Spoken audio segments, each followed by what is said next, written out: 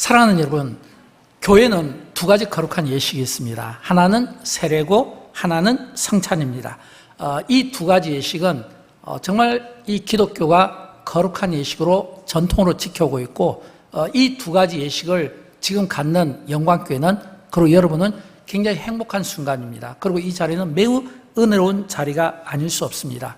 우리가 보통 세례할 때 목사가 하얀 장갑 끼고 또 물을 얹히고, 그래서 이렇게 물로 머리를 이렇게 쓰다듬으면서 받는 하나의 행위로 생각할 수 있는데, 그렇지 않습니다. 세례는 예수님께서 우리의 죄를 대신 씻어주시면서 자기 자신을 십자가에서 죽으시는 이런 이 희생을 하신 것이고, 또 동시에 예수님께서 부활하신 것처럼 우리에게 새 생명을 주신 겁니다. 그래서 우리는 이 세례가 상당히 중요한 의미를 가지고 있습니다. 왜냐하면 이 세례식을 통해 내가 참여할 때 나는 예수님과 함께 죽고 또 예수님과 함께 사는 이 새 생명이 나에게 주어졌다는 겁니다.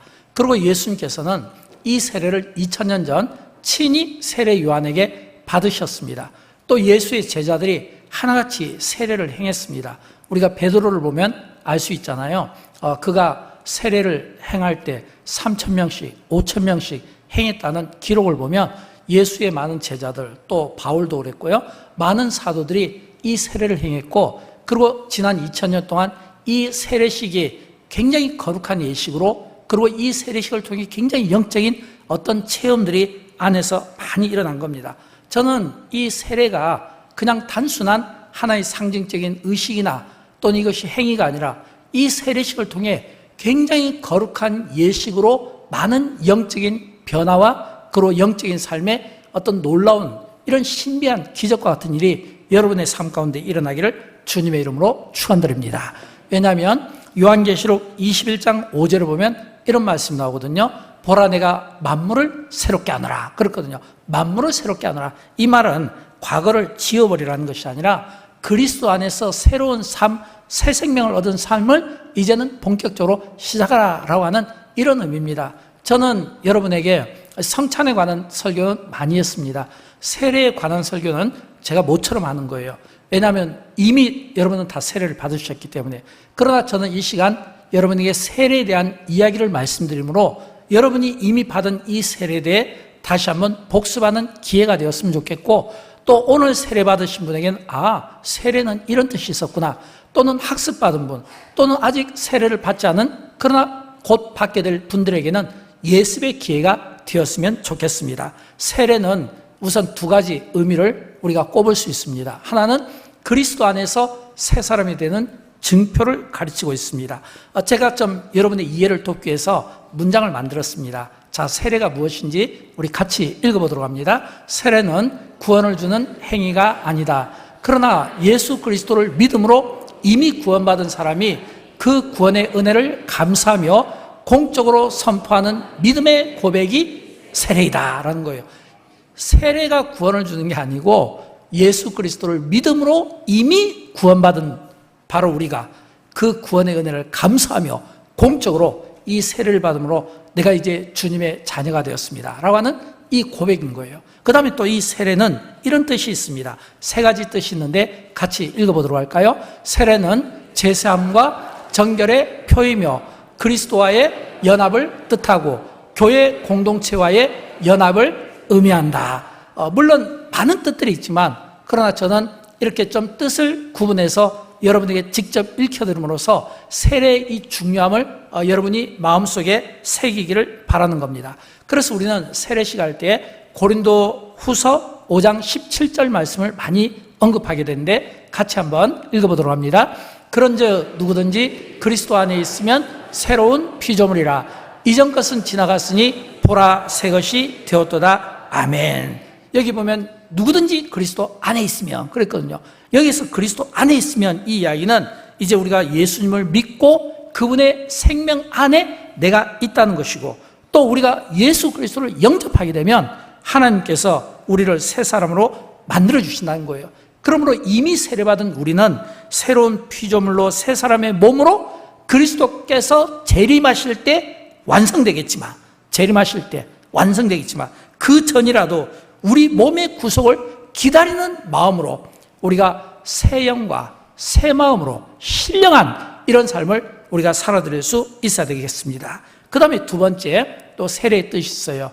두 번째는 하나님의 사랑의 결과입니다. 우리는 이 세례가 인간이 하나님께 나가기 위한 어떤 행위로 생각할 수가 있는데 절대 그렇지 않습니다.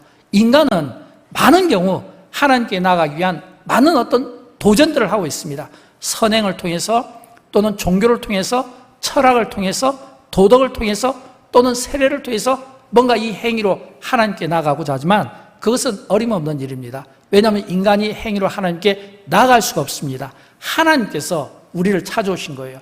하나님께서 우리를 찾아오신 거, 이걸 사랑이라고 하는데 찾아오신 그 사랑의 그 결과가 바로 뭐냐면 주어진 이 은혜의 증표가 바로 세례다라고 하는 겁니다. 그래서 우리가 요한복음 3장 16절 말씀 우리 같이 읽어보도록 할까요? 하나님이 세상을 이처럼 사랑하사 독생자를 주셨으니 이는 그를 믿는 자마다 멸망하지 않고 영생을 얻게 하려 하심이라. 아멘. 그랬거든요. 하나님께서 우리를 구원하시기 위하여 인간의 몸을 입으시고 이 세상에 오셔서 하신 일이 뭐냐면 그 사랑의 결과로 우리에게 십자가의 그 희생을 통해 구원을 주셨잖아요.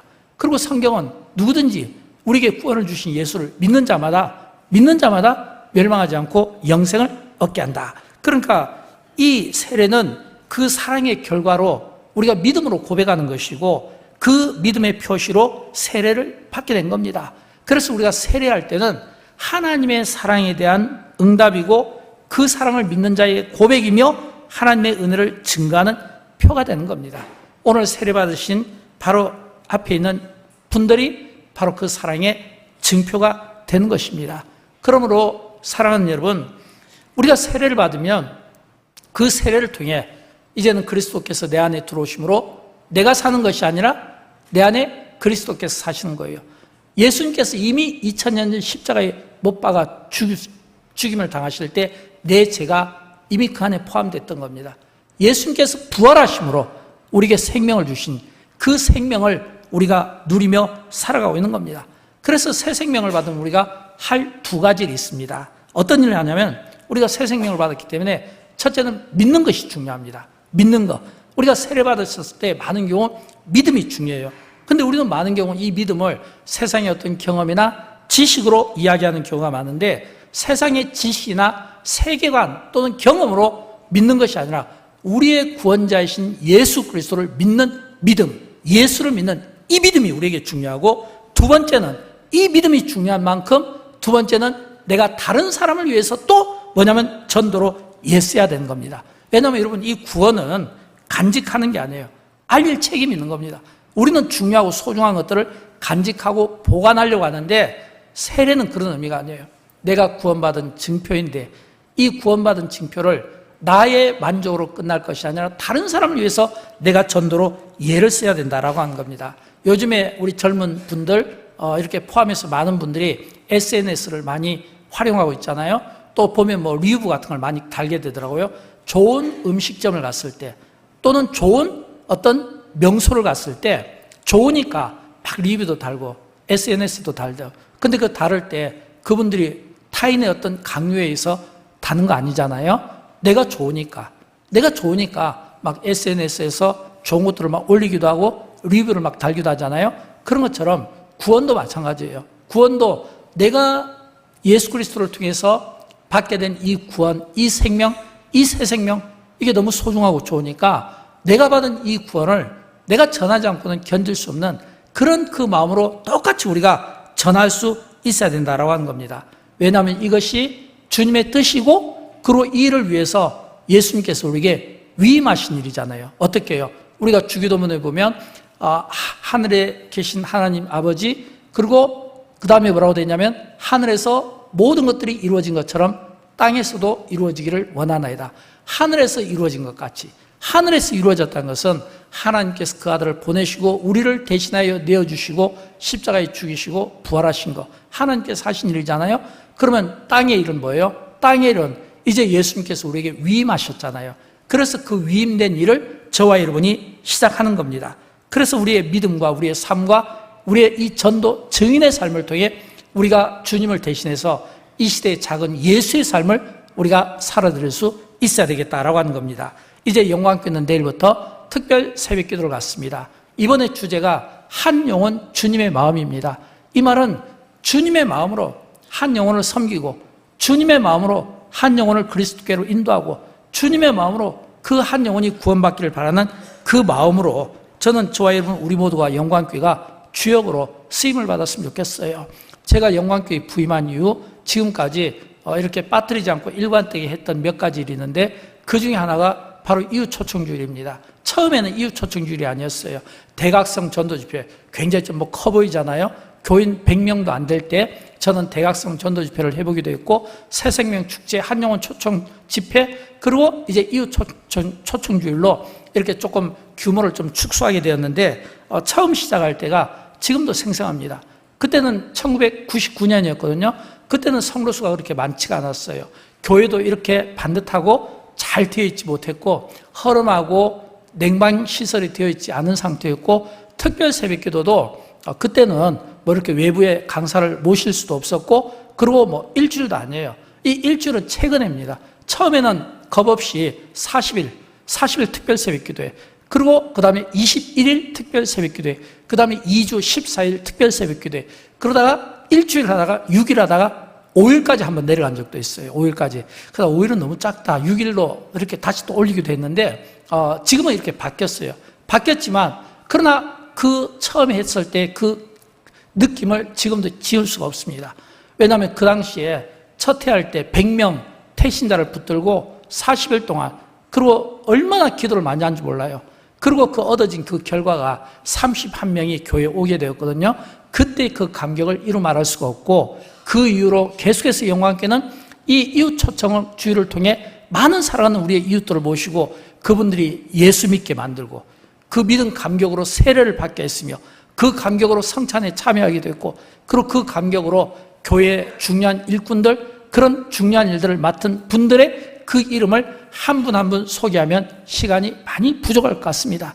그런 은혜를 갖고 있습니다. 그리고 저는 지금도 기도합니다. 하나님, 우리가 언제가 될지는 알 수 없지만 훗날 우리가 주님 앞에 세움받았을 때, 훗날 우리가 주님 앞에 섰을 때 다른 것은 몰라도 영광교회와 영광교회 온 성도들이 정말 영혼 구원의 복에 있어서만큼은, 정말 그 영혼 구원에 있어서만큼은 열매가 있고 결실이 있고 그날에 우리 주님으로부터 잘하였도다 착하고 충성된 종아, 잘하였도다 착하고 충성된 종아, 저는 이 응답을 꼭 받았으면 좋겠고 이 일을 위해서 주님이 승천하신 것처럼 다시 오실 때까지, 승천하신 것처럼 다시 오실 때까지 저는 멈추지 않고 정말 이 지상 최고의 명령인 이 전도 그리고 이 선교 사역을 감당하기를 원하는 겁니다.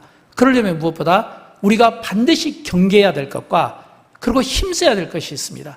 먼저 경계해야 될 것이 두 가지가 있어요. 하나는 형제와 이웃에 대한 무관심과 긍휼히 여기는 마음의 부족함을 경계해야 됩니다. 이거는 전도에 절대적으로 방해가 되는 겁니다. 반대로 우리가 반드시 해야 될 게 있어요. 세 가지인데 우리 같이 한번 읽어주시기 바랍니다. 교회의 하나됨을 힘쓰고 모이기에 힘써야 한다. 증인의 삶을 살아야 된다. 이거는 반드시 우리가 이루어야 되는 거예요. 교회의 하나됨, 무슨 일을 하든지, 그리고 모이기에 힘쓰고 내일 새벽부터 정말 영광교회 성도들이 참여하게 되면 아마 이 자리는 앉을 자리가 없을 것입니다. 많은 분들이 저는 참여해서 기도에 힘쓰고 찬양하고 그리고 그 감격하고 그리고 그 태신자를 붙들고 우리가 비록 40일은 아니지만 우리가 한 달은 아니지만 그러나 이 짧은 이 시간을 통해서도 하나님의 역사심을 볼 수 있도록 우리의 그 기도가 능력 있게 쓰임받는 그런 교회의 역사의 주인공적인 삶을 저와 여러분이 살아드리기를 주님의 이름으로 축원드립니다. 그리고 끝으로 고린도전서 11장 26절 말씀을 우리 같이 읽어보도록 합니다. 너희가 이 떡을 먹으며 이 잔을 마실 때마다 그의 죽으심을 그가 오실 때까지 전하는 것이니라. 아멘. 사랑하는 여러분, 기독교는 2000년 역사 동안 계속해서 이 성찬식을 가졌고 이 성찬식을 가질 때마다 그들은 결의에 찬 모습이었습니다. 왜냐하면 예수님께서 성찬식을 가질 때 십자가의 그 고난을 받으시기 바로 전날이었잖아요. 그때 어떤 심정이었겠습니까? 내가 너에게 나눠주는 떡은 내 살이고 내가 나눠주는 잔은 나의 피다. 너희를 위한 언약의 나의 피다. 이 심정 아니었겠습니까? 그러니까 그 성찬을 받는 우리는 그의 죽으심을 그가 오실 때까지 이미 승천하시고 이제는 다시금 재림하여 오실 때까지 우리가 할 일은 전하는 것입니다. 저는 이 성찬이 반드시 능력이 되었으면 좋겠고, 이 성찬을 통해 반드시 여러분의 삶이 회복되었으면 좋겠고, 이 성찬을 통해 반드시 여러분이 그처럼 갈망하고 목말라고 해결받지 못했던 것들이 해결받는 은혜가 되었으면 좋겠고, 이 성찬식을 통해서 우리가 갖는 것이 형식이 아니라 마음의 태도가 중요해요. 마음가짐이 중요해요. 이 성찬을 통해 정말 우리 주님이 다 하지 못했던 그 고난과 그 십자가, 그 영광의 그 길을 저와 여러분이 함께 걸어감으로 말미암아 내일부터 시작되는 특별 새벽기도회와 그리고 이웃 초청주일에 많은 구원의 열매들을 맺는데, 영혼의 추수를 하는데 영광교회와 저와 여러분이 쓰임받고 역사 가운데 우리 주님의 그 칭찬이 있기를 주님의 이름으로 축원드립니다.